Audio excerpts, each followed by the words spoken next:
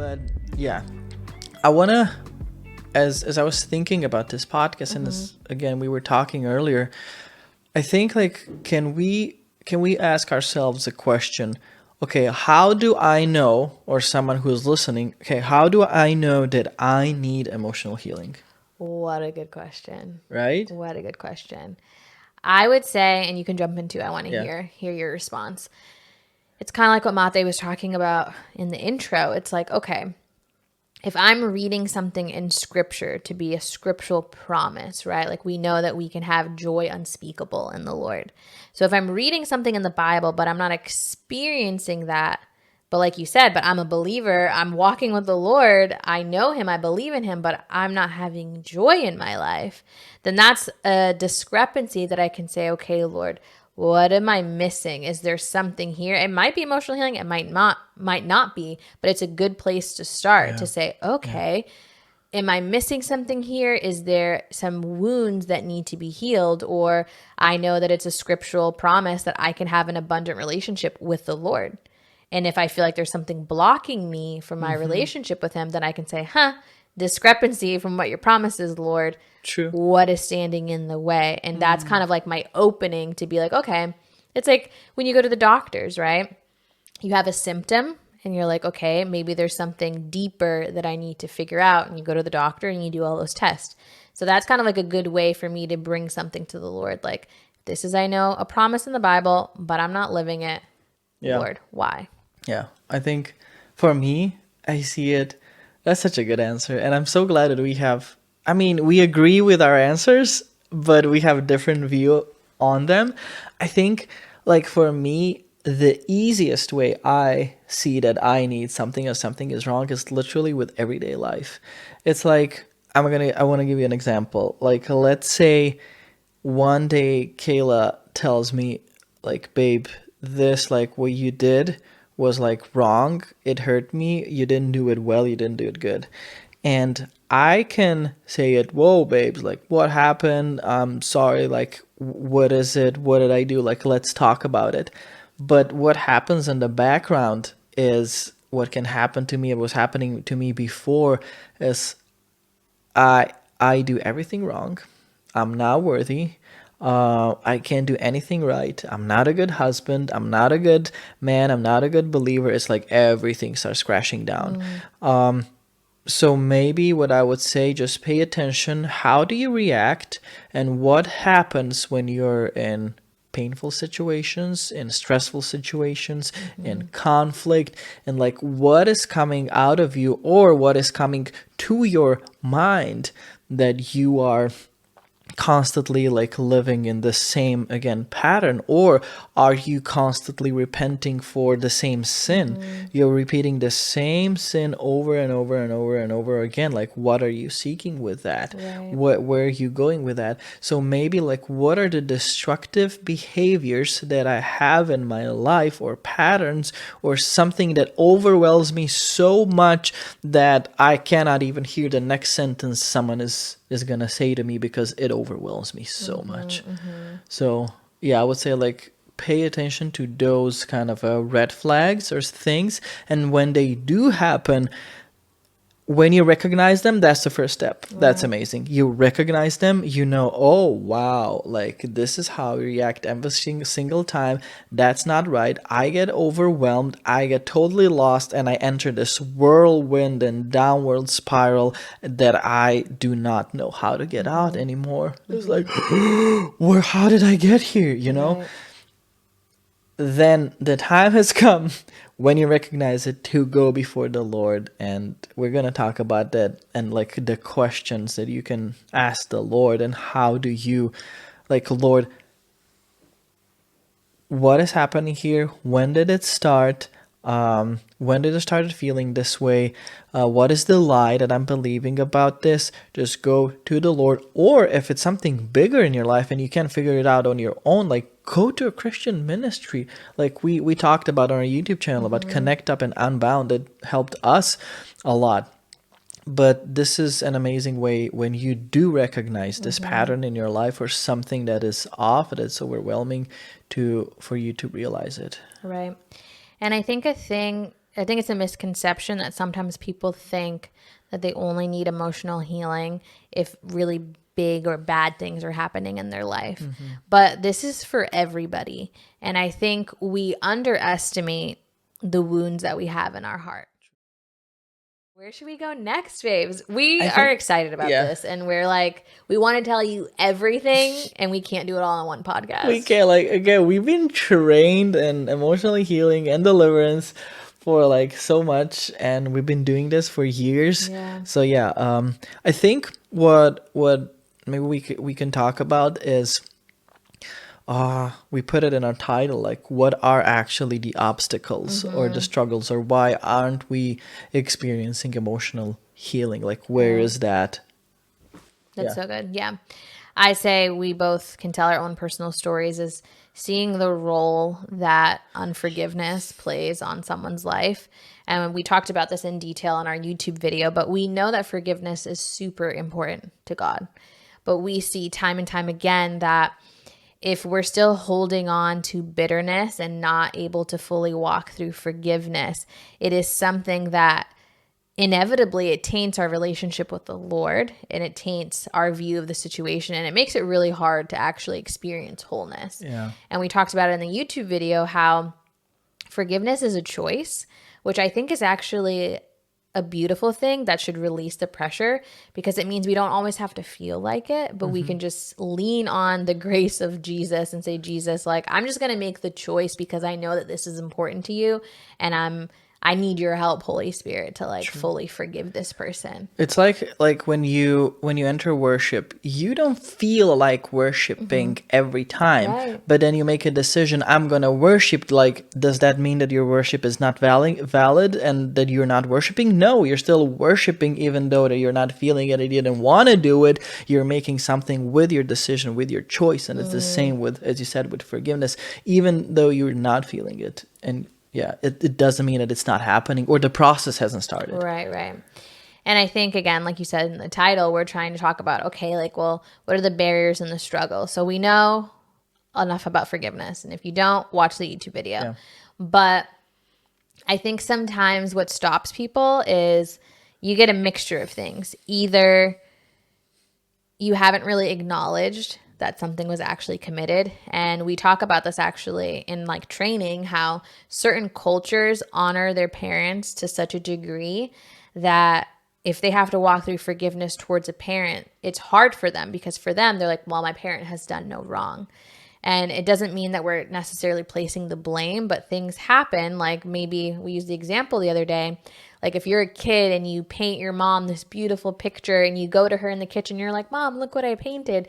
And she's stressed out cooking and she doesn't pay attention to you. In that moment, a wound can happen in your heart, right? That manifests itself in different ways over the years, that you feel abandoned and rejected when you're talking to people. So you might have to forgive your mom for that. It doesn't mean that your mom was a bad mom. Sometimes people are like, oh, well, I don't need to forgive my mom. My mom was a great mom. You could have the best mom in the world, and there could still be a situation that you need to extend forgiveness. So I think I see that a lot, is just like not even acknowledging that forgiveness needs to take place. And it doesn't mean that like someone's horrible if we have to forgive someone. You know what I mean? True, that's true. I think also sometimes it was like that with me. I'm really getting better, like since I met the Lord and I'm walking and obviously receiving all the teachings and stuff.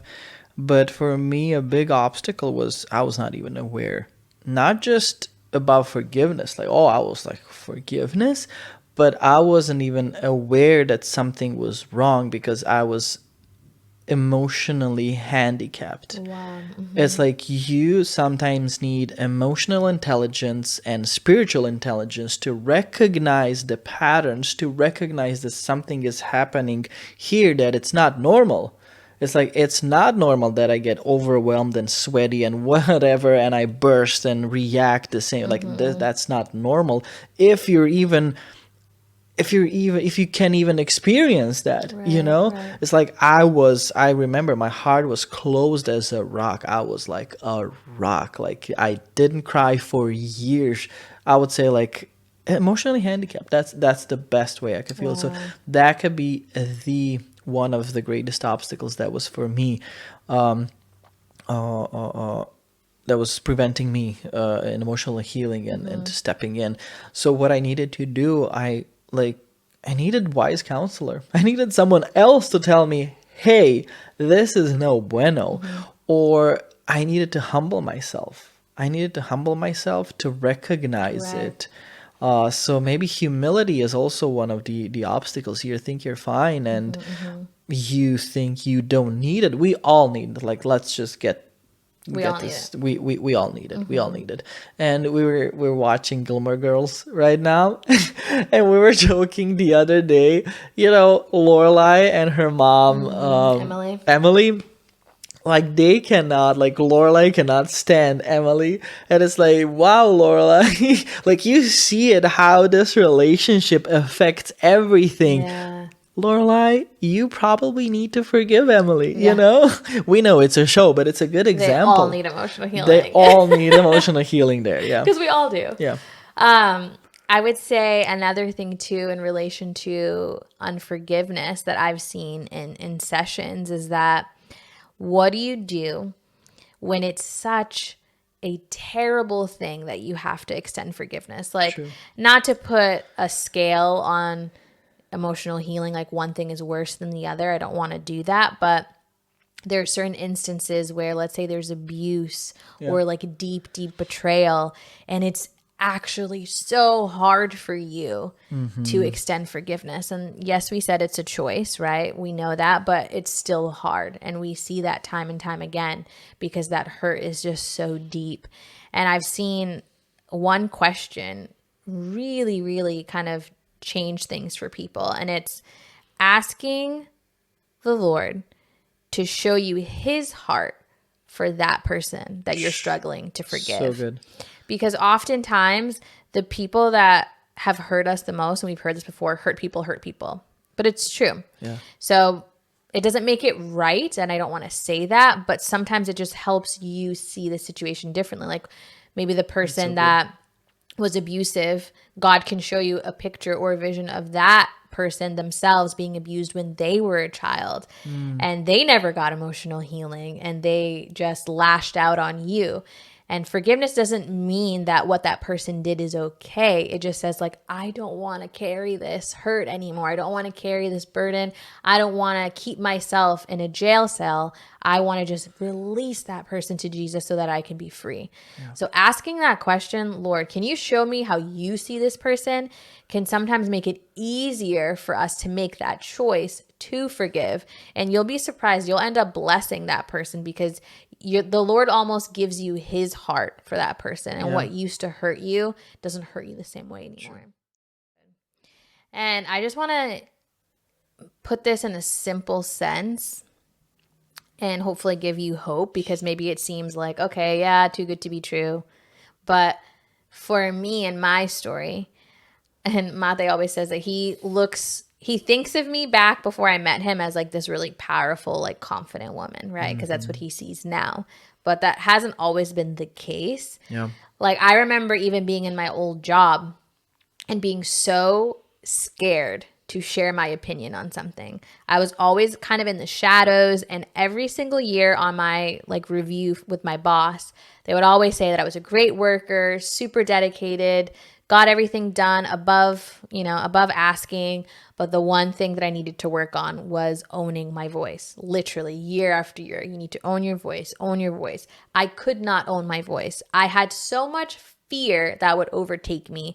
Anytime we had a meeting, I literally would write out what I was going to say word for word because I was so scared of saying the wrong thing that people were going to look at me like I was an idiot. Whenever we had meetings where I had to speak, it was like I couldn't sleep for days leading up to it.